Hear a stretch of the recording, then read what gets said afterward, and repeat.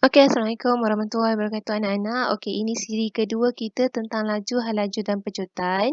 Siri satu kita dah bincangkan tentang jarak, laju, halaju, pejutan dan kita dah tengok rumusan dia kan. So, ini siri dua di mana kita lihat pula bagaimana nak mengira halaju suatu objek dan pejutan suatu objek di dalam makmal. Okey. So, sekarang ni alat radas pertama yang mesti anak-anak faham atau anak-anak tahu dalam PKP ni memanglah kita tak jumpa. Nanti naik sekolah insya-Allah anak-anak akan berjumpalah dalam makmal tentang satu alat yang kita panggil sebagai jangka masa detik. So apa itu jangka masa detik? Adalah alat yang digunakan untuk kaji gerakan suatu objek dalam sela masa yang singkat, bukan lama-lama pun, dalam beberapa saat. Minit pun tak sampai insya-Allah lah. Okey. Dan inilah alatnya. Inilah alatnya. Dia ada pita detik. Ini pita detik. Pita detik ni satu pita kertas. Kertas yang agak panjang untuk kita lihat titik-titik. Titik-titik tu yang akan membentuk detik. Apa dia tu? Kejap lagi saya terang. Tapi inilah alatnya. Okey, fungsinya ini adalah alat yang digunakan untuk kaji gerakan satu objek dalam makmal. Selalunya objek yang digunakan adalah troli. Bukan troli pasaraya tau. Trolinya lain. Kejap lagi kita tengok. Okey. Kemudian terdapat 50 detik yang dihasilkan dalam masa 1 saat. Alat ni berupaya menghasilkan 50 detik dalam masa 1 saat sahaja. Okey, frekuensinya adalah 50 Hz. 1 detik sela masa, 1 detik ni apa? 1 detik adalah sela masa. Okey, sela masa antara dua titik yang berturutan sebelah menyebelah. Okey, contohnya macam ni lah kita tengok ni, titik dia bersebelahan kan? Okey, so sini adalah ada 1 detik. Okey, yang ni pun 1 detik. Okey, macam ni kalau kita tengok pada pita detik ni, macam mana kita nak kira ni berapa detik ni ada? Senang je kalau anak-anak nak ingat, saya selalu cakap dengan anak murid saya, awak kira je ni. Sela ni kan dia kan sela antara dua titik. Okey, di tengah-tengah ni ada berapa? So ada 1, ada 2, sini 2, sini ada 3, sini ada 4, sini ada 5. Ada 5 detik. Okey, adakah 5 detik ni sama dengan saat? Berbeza berbeza sebab tadi kita dah tengok dah. Dikatakan bahawa alat jangka masa detik ni menghasilkan 50 detik dalam masa 1 saat. 1 saat 50 detik. Okey. So macam mana kita nak tahu 1 detik ni berapa saat? Kita bahagikanlah. 1 detik kita bahagikan dengan 50 Hertz tu, 50 detik tu. Okey, 1 saat bagikan dengan 50 detik. Sebab apa? 1 saat ada 50 detik. So, 1 bagi 50 kita dapat 0.02 saat. So, masa yang diambil bagi 1 detik ni adalah 0.02 saat. Okay? Alright. Inilah dia. 1 detik. Jarak di antara dua titik. So, ini adalah 1 detik bersamaan dengan 0.02 saat. Macam mana dapat? 1 saat bagi 50 detik. Okay? Alright. So, kalau kita tengok pada pita detik ni, berapa detik dia ada? Ada 1, ada 2, sini ada 2, kemudian ada 3, okey, ada 4, ada 4 detik. Okey? Alright. Berapa saat? 4 kalilah dengan 0.02 saat. Sama dengan 0.08 saat. Okey, clear ya? Okey, seterusnya kita tengok pengukuran. Ni lah ada rupa troli. Ni lah rupa troli. Bukan troli pasaraya tau. Okey? Ni lah rupa trolinya yang ni. Okey, ni adalah jangka masa detik. Selalunya anak-anak akan lukis macam ni lah ya. Kemudian ada power supply dia, ada bekalan kuasa. Okey, harus sulang alik digunakan. Dan kita akan guna juga landasan. Landasan ni kita panggil sebagai landasan terpampas geseran kerana daya graviti diimbangi dengan daya geseran di atas troli.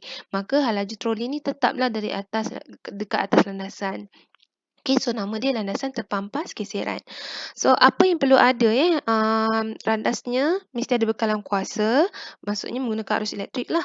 Ada pita detik yang kertas ni tadi. Ni pita detik ni mesti ada. Kemudian mesti ada jangka masa detik alat ni tadi. yang menghasilkan 50 detik itu dalam 1 saat. Mesti ada troli. Troli inilah objek yang kita akan tengok dia bergerak. Memang ada roda. Kemudian ada landasan yang terpampas geseran. Kemudian ada bongkah kayu lah untuk kita naikkan. Naikkan bekalan kuasa ni. Sekarang ni anak-anak tengok. Inilah gambaran sebenar dia. Ada kertas karbon juga digunakan untuk menghasilkan titik-titik tu. Kalau tak nampak. Alright. Buat titik, pita detik, jangka masa detik ni akan buat titik atau pita detik, beroperasi dengan arus ulang-alik, frekuensi getaran dia 50 Hz. Oleh itu dalam 1 saat, 50 titik akan terhasil. Salah ni, 50 detik akan terhasil. So, masa bagi 2 titik bersebelahan atau 1 detik ni adalah 0.02. Saya dah terang tadi kan anak-anak? Teruskan kepada pengukuran. Bagaimanakah pengukuran menggunakan pita detik? Titik-titik pada pita detik boleh digunakan untuk menentukan sama ada objek tu bergerak dengan hal laju yang seragam, uniform velocity seragam, sama je daripada awal sampai akhir, atau objek itu sedang memecut ke dia semakin laju atau nyah pecut ke dia semakin perlahan. So sekarang ni kita tengok keadaan titik-titik pada pita detik menggambarkan hal laju troli yang sedang bergerak tu lah, objek yang sedang bergerak. Kalau hal lajunya seragam, maksudnya jarak antara titik tu sama je. Atau detik-detik dia tu sama saja. So hal lajunya seragam, tidak berubah. Tidak memecut, tidak nyah pecut. Maksudnya dalam keadaan hal laju seragam ni pecutan adalah sifar, kosong. Sekarang ni kita tengok pecutan meningkat. Macam mana kita nak tahu pecutan meningkat? Anak-anak kena ingat kalau dia rapat, maksudnya dia perlahan. Kalau dia jauh, detik ni, titik-titik antara detik tu, maksudnya dia laju. Rapat perlahan, jauh, laju. Jarak antara titik semakin jauh. So, dia semakin jauh kan? Maka kita tengok dia menunjukkan dia semakin laju. Kemudian kalau nyah pecut, semakin perlahan. Jarak antara titik semakin rapat. Tadi kan saya katakan, kalau jarak dia jauh, yang ni maksudnya dia laju. Kalau dia rapat, maksudnya perlahan. Titik rapat, inilah titik rapat hal laju perlahan. Titik yang jarak jauh sikit, hal lajunya lebih tinggi. So ni memecut lah. Yang ni kita nampak lah. Memula dia perlahan, lepas tu dia laju, lepas tu dia perlahan balik. Daripada detik kita tahu dah gerakan objek tersebut. Anak-anak, sekarang ni kadang-kadang keluar soalan kan dia ada anak panah. So anak-anak ingat macam ni. Kat mana kepala anak panah? Kat situ mula. Maksudnya, katalah kat sini ada huruf A, B. Kan? Ada A, B. Kat mana kepala anak panah? Ke arah A. So, sini mula dia. Ini akhirnya. Ingat macam tu je. Ingat apa tadi? Mana kepala anak panah? Kat situ dia mula. Gerakkan mula dari situ. Mana kepala anak panah? Gerakkan mula dari situ. Contoh macam ni. Maksudnya, gerakkan mula daripada A. Tapi, jarak dia sama je semua ni. Maksudnya hal lajunya seragam. Bila hal laju seragam, tidak ada pecutan sifar. Yang kedua, memula jauh. Maksudnya dia laju.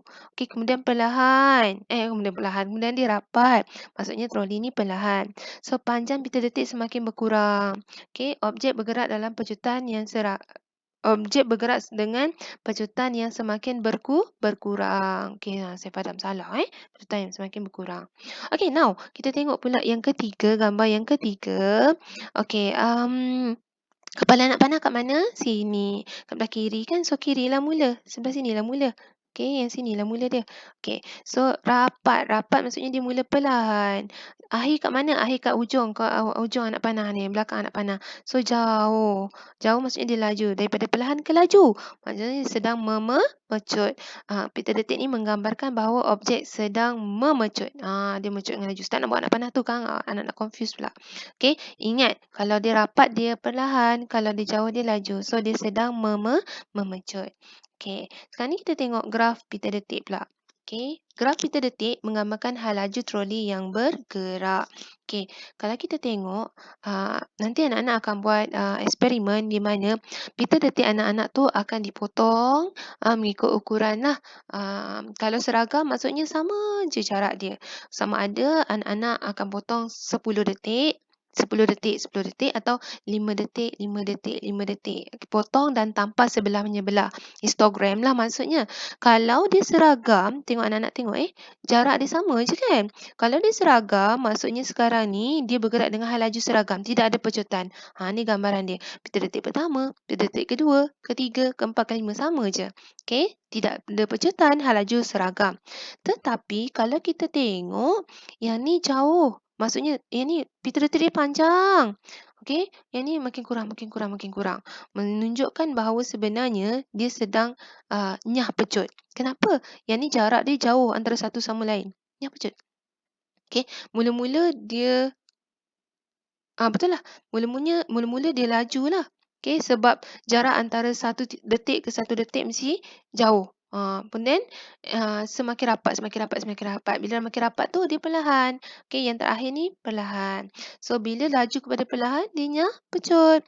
Okey, ada macam mana kita tahu dia ni macam ni jadi tak sama panjang? Okey, yang penting anak-anak detik dia mesti sama.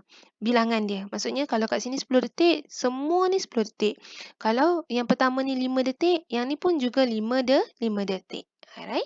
Okey, kita tengok yang ketiga. Yang ketiga. Yalah. Okey, yang ni pendek. Maksudnya dia punya detik tu rapat.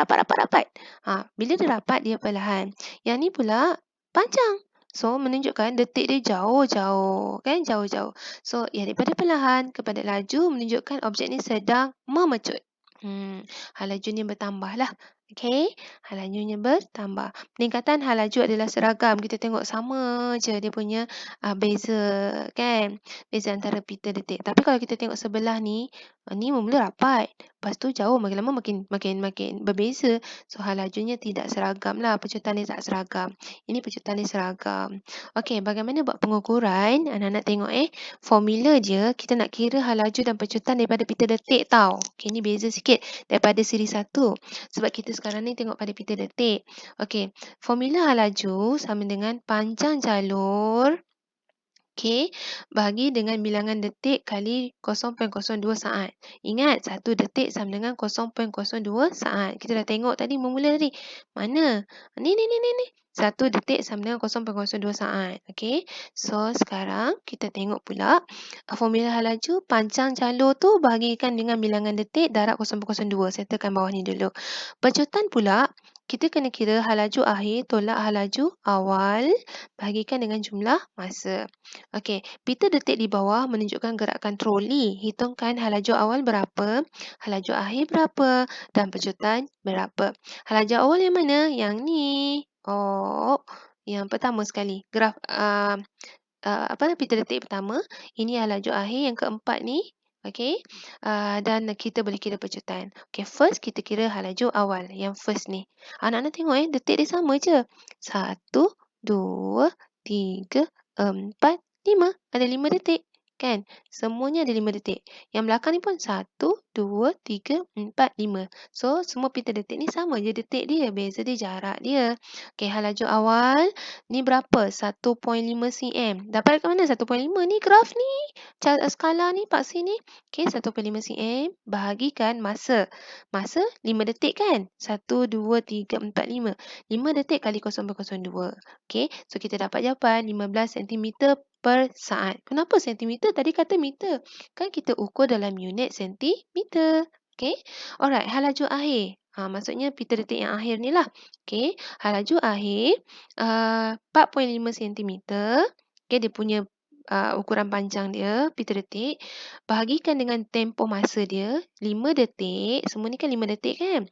Kali dengan 0.02 saat. Bahagikan dapat 45 cm per saat. Okey, nak kira pecutan. Anak-anak tengok baik-baik formula dia. Okey, kalau diberi pita detik okey. Nak kira pecutan, hal laju akhir tolak dengan hal laju awal. Hal laju akhir ni tolak dengan hal laju awal ni bagi jumlah masa. Nak kira jumlah masa macam mana? Berapa bilangan pita detik tolakkan dengan 1. Okey, so sini 4. 4 tolak 1 sama dengan 3. 3 kali dengan 5 detik. Mana dapat 5 detik? Kan satu pita detik ni ada 5 detik. Okey, so satu jalur pita detik tu ada 5 detik. So 3 kali dengan 5 detik kali dengan 0.02 saat. Okey, selesaikan kita dapat 100 sentimeter per saat. Negatif 2 ni menunjukkan ini adalah pejotan. Okey, alright. Kemudian kita tengok ini tadi kan saya dah katakan mana kepala anak panah. Kat situ dia mula. So mula dekat A. Okey, kita nak takrif macam mana? Kita tengok jarak dia. Jauh kan? Bila jarak dia jauh, maksudnya objek ni mula dengan laju. Kalau jarak dia rapat, maksud dia berakhir dengan perlahan. Cuba tengok dia tulis apa. Permulaan gerakan, jarak antara titik jauh. Maka troli bermula dengan hal laju tinggi. Okey. Akhir gerakan, jarak antara titik dekat. Maka troli berakhir dengan hal laju perlahan. Okey. So, menunjukkan daripada hal laju tinggi ke hal laju perlahan ni, menunjukkan bahawa dia sekarang ni sedang nyah pecut. Ni sebenarnya arah gerakan apa ni? Arah gerakan troli tu lah. Bila kita tarik daripada pita detik, ini yang gerak dulu tau. Sebab tu, dia akan gerak ke sana, ke sana, ke sana, ke sana, ke sana. Yang ni akan jadi kepala dia. Sebab tu kita kira dari sini, dari A. Formula dia apa? Mana kepala anak panah, kat situ mula. Okay, anak-anak, tu sahaja pengiraan hal laju dan pecutan pada pita detik. Bye. Assalamualaikum.